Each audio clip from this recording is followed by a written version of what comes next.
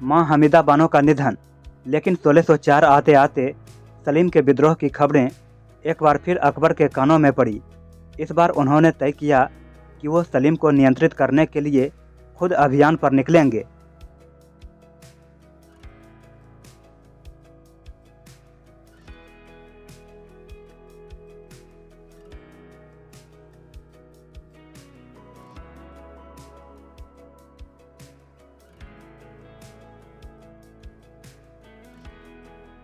भारी वर्षा के कारण उनके निकलने में देरी हुई।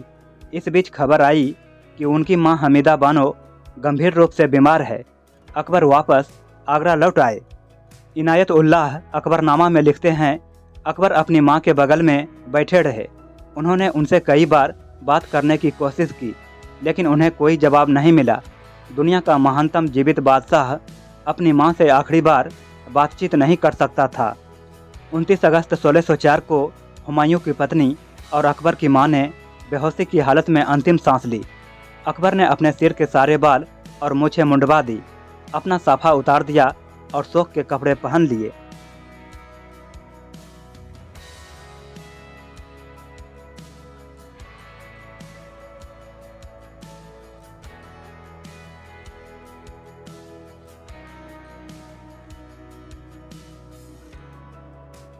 पेट के दर्द के साथ अकबर की तबीयत बिगड़ी। इन घटनाओं के बाद से ही प्रशासन पर अकबर की पकड़ धीमी पड़ने लगी।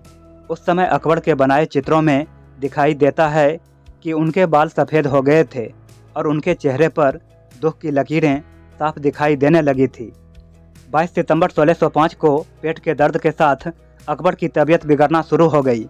उनके डॉक्टर हकीम अली जिलानी को बुलाया गया। हकीम ने बादशाह से कहा कि कोई दवा लेने से पहले एक दिन तक वह कुछ भी न खाएं न पिएं। अगले दिन उन्हें पीने के लिए सिर्फ सूप दिया गया। पूरी बीमारी के दौरान उनके पोते खुसरो उनकी पलंग के पास रहे। उनके चिकित्सक हाकिम अली इस बात का पता नहीं लगा सके कि उनको मर्ज क्या है।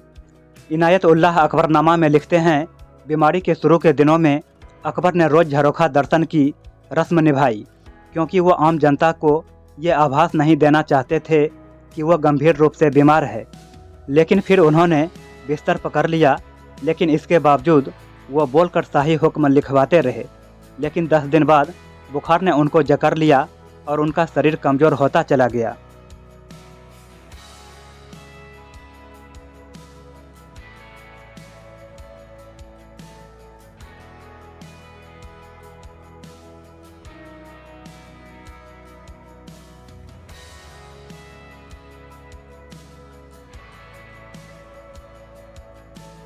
सलीम की जगह खुसरो को गद्दी पर बैठाने की मुहिम।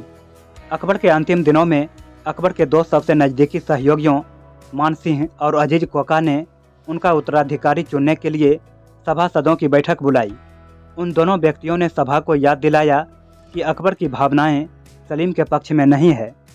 असद बेग अपनी किताब वाक़या असद बेग में लिखते हैं, मान सिंह और अजीज ने बैठक में शामिल लोगों को बताया कि अकबर सलीम को अपना उत्तराधिकारी नहीं बनाना चाहते।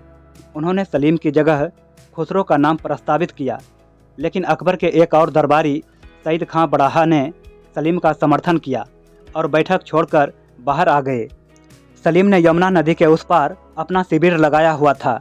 इरा मुखौटी अपनी किताब अकबर द ग्रेट मुगल में लिखती है, राजा मान सिंह ने सलीम की गद्दी की दावेदारी की संभावना को ख़त्म करने की कोशिश की।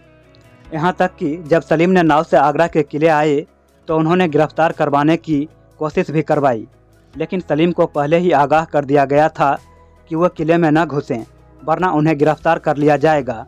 वो नाव से वापस अपनी हवेली चले गए।